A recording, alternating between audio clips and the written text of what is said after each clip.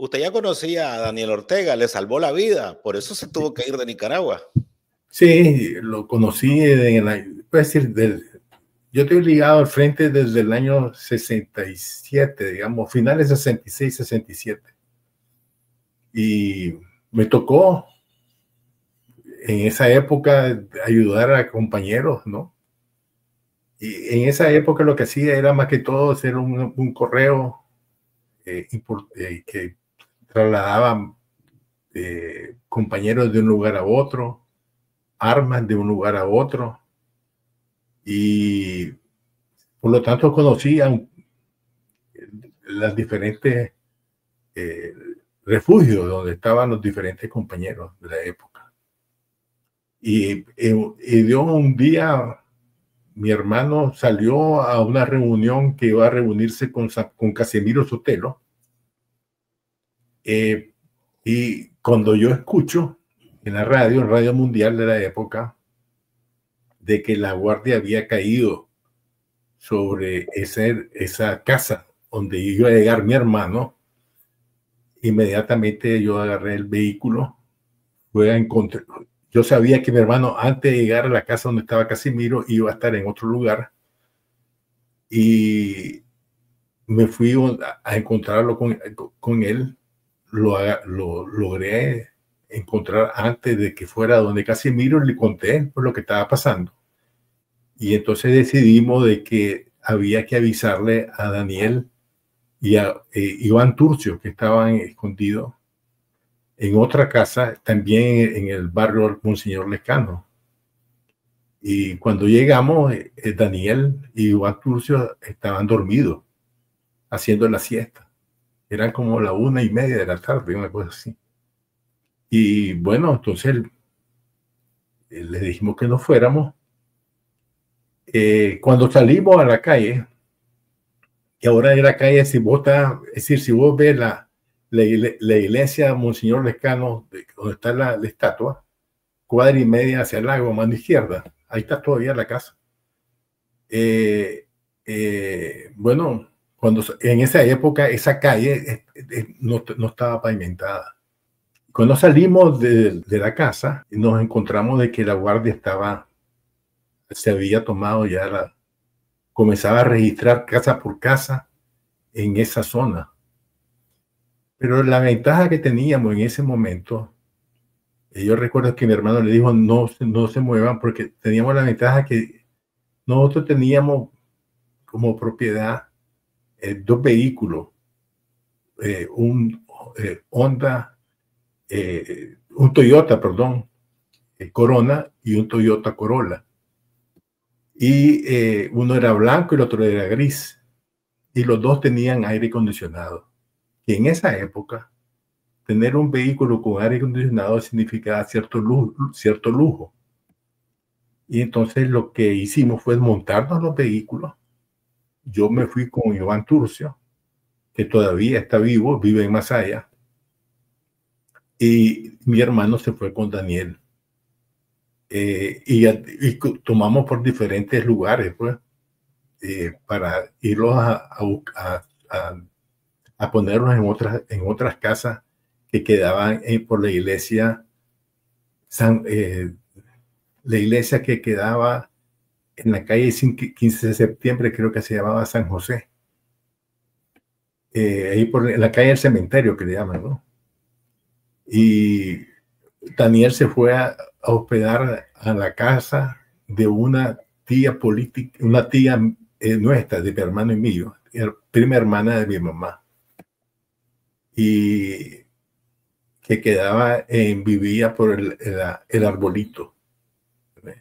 Y yo fui a depositar a Iván en esa casa, en ese lugar de la calle de 15 de septiembre. Bueno, si a Daniel lo hubiera agarrado ese día, lo fusilan, como fusilaron a todos los que agarraron en la casa donde estaba Casimiro, donde estaba el Chan, Mundo Pérez, donde estaba, ya no recuerdo los otros nombres. Eran 4 compañeros que estaban en esa casa. Y a eso lo fusilaron en el lago, en las costas del lago. ¿Por qué? Porque ellos tenían que dar una respuesta a la ejecución de Gonzalo Lacayo, que había sido, creo, si mal no recuerdo, fue el 23 de octubre del 67. Y bueno, Daniel quedó ahí en esa casa, pero no sé por qué razón, nunca supimos, porque se cambió de casa y se fue a vivir a una casa por el mercado Boer, donde vivía Harold Solano. Y ahí donde agarraron preso a Daniel el 18 de noviembre. Pero ya había, alguna gente nos había quemado, habían caído otros compañeros y habían dicho que éramos lo que andábamos, digamos, contactando a las diferentes casas de refugio del frente. Nosotros nos escondimos, pasamos como un mes escondidos en Managua. Yo pasé, por ejemplo, escondido en una casa que hoy puedo decir pues tranquilamente, pegado a la casa de un general somocista. Mi casa de refugio era pegada a la casa de un general. para que no desconfiaran. Claro, porque es lo menos que piensan, pues que vos estás ahí en ese lugar, ¿no? Y Ortega siempre estuvo consciente de que usted le salvó la vida. Fíjate que nosotros nunca hablamos de eso.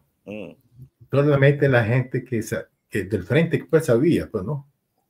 Pero yo supe que Daniel Ortega sabía en una entrevista que me hizo Fabián para su libro El preso de 198. ¿No? Dicho sea de paso, no he podido leer el libro, pues porque yo estaba clandestino cuando el libro salió publicado. Y entonces cuando él me llegó a entrevistar, acordate que Fabián también fue alumno mío, pues también, ¿no? Te llevaba un año vos. Exacto, y un año adelante. Entonces, cuando llegó a entrevistarme, yo no sé, me dijo, mira, Oscar René, quiero entrevistarte. Sí, como trabajaba en la prensa, pues yo dije, iba a hacer una entrevista cualquiera. Y cuando me entrevistó, me preguntó, mira, me dijo esto y vos tuviste en tal lugar, pues. Entonces le dije yo, como sabés, si yo nunca, ni mi hermano ni yo lo hemos dicho. Entonces me contó de que él lo supo se lo contó Sergio Ramírez. Y Sergio Ramírez lo supo por boca de Ortega. De Daniel Ortega. Posteriormente también, en una manifestación, después de esa entrevista, Nicho Marenco también nos comentó a mi hermano y a mí que de lo mismo, ¿no? Entonces parece que Daniel, él era el que había contado pues esa historia, pues, ¿no? De que le habíamos salvado la vida. Eso lo hace más malvado. Porque está consciente que personas como usted, como Hugo Torres, le salvaron la vida. Sí. Y aún así los persiguió. A Hugo Torres lo llevó hasta la muerte. Y a usted perseguido. O sea, ni siquiera le permitió estar con sus familiares fallecidos recientemente. Eso lo hace peor de lo que uno pueda sospechar. Y también da una idea para la gente que lo defiende y que cree de que por ser simpatizante, militante, ahora de las filas sandinistas, orteguistas, pues están seguros. Uno de los problemas que sufren la gente que está en el poder, pues, por esa experiencia que yo tengo, sufre una transformación. Cuando supe que me andaban buscando, yo me pasé a ser clandestino. Es el 23 de julio del 2018. Y tuve clandestino hasta cuando me capturaron en noviembre del 2022. Es decir, que pasé casi 5 años escondido en diferentes lugares. Pues. Pero yo firmaba y mis artículos que seguía publicando y las entrevistas que me hacían, yo decía que estaba en Costa Rica. En esa época también, en 2018, Fabián me volvió a entrevistar. Fabián me ha entrevistado en varias ocasiones. Y yo dije que yo le expliqué que la lógica de Daniel Ortega era el poder o la muerte.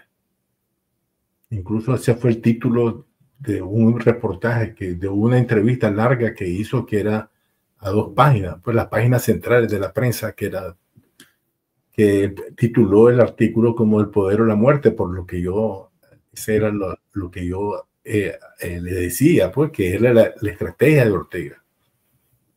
Y es que lo que no entendieron, lo que no comprendieron es la oposición, de que la lógica de Daniel era no ir a salir del gobierno y que iba a engañar a la gente. Y bueno, y eso es lo que ha resultado, ¿no? Ya. ¿Cómo cambia la historia? Usted llega 2 horas más tarde y qué diferente fuera el país. Totalmente. Al menos sería otro el protagonista, porque siempre he creído de que nosotros nacimos para estar siendo jodidos por alguien, siempre. Bueno, yo tengo un libro, ¿verdad?, que se llama El síndrome de Pedraria, y el subtítulo es La cultura política en Nicaragua. En ese libro yo explico las 20 características más importantes de la cultura política del país. Una de ellas es el deseo del protagonismo, de ser la estrella siempre, ¿no? El figureo. El ego. Sí. Y el segundo es otro de los elementos es el atraso de la cultura política del país. No ha habido una modernización en el pensamiento político de la élite de Nicaragua. Y por lo tanto, también he escrito algunos artículos diciendo de que Ortega tiene el síndrome del somocismo. Es decir, que él como persona, nosotros como personas, Ortega nació en el 45 y por lo tanto él nació y se desarrolló en el régimen somocista y absorbió sin querer o queriendo, ¿verdad?, posteriormente, la lógica del poder somocista. Y eso es lo que él ahora ha digamos, aplicado. Y lo mismo podemos decir de la señora Murillo, ¿verdad? La señora Murillo nació en el 52. Y decir que también es una persona que tiene esa cultura política. ¿Por qué? Porque la señora Murillo también hay que tener claro de que no tiene una formación profesional que le dé otra visión de la política más que lo que aprendió durante la época de los 80. Es decir, hay que recordar, pues, de que la señora Murillo solamente aprobó la primaria, ¿ya? Es decir, la educación formal de la señora Murillo es la primaria. Y después aprendió inglés un rato, ¿no? Cuando estuvo en Inglaterra. Y hay que recordar que los primeros hijos que tuvo fue cuando tenía como 16 años, ¿no? Que solamente había aprobado primaria. Hassan, que fue uno de sus esposos, dijo en una entrevista que lo que fue a hacer a Inglaterra es para ser una buena ama de casa.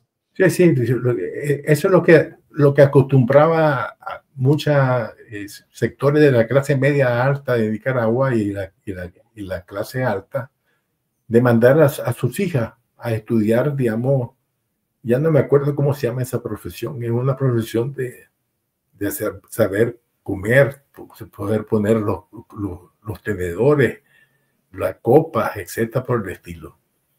Esto era muy, muy usual en la cultura política del país. Hay que recordar de que uno de los acontecimientos más importantes eran las novias del Club Terraza, donde las niñas de 15, 16 años hacían su debut en sociedad, ¿no? Y entonces eran X número de niñas que se presentaban en el Club Terraza para hacer.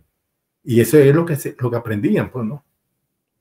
Eran muy pocas mujeres las que estudiaban. Voy a poner un ejemplo, ¿no? Cuando yo estudié medicina, la mayoría de los estudiantes de medicina eran varones. En mi compañeros de estudio, solamente había una mujer.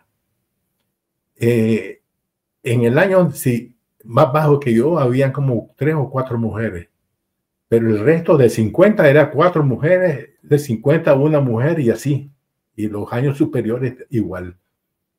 Hoy la carrera de medicina la mayoría de los estudiantes son mujeres, es decir, que cambió totalmente.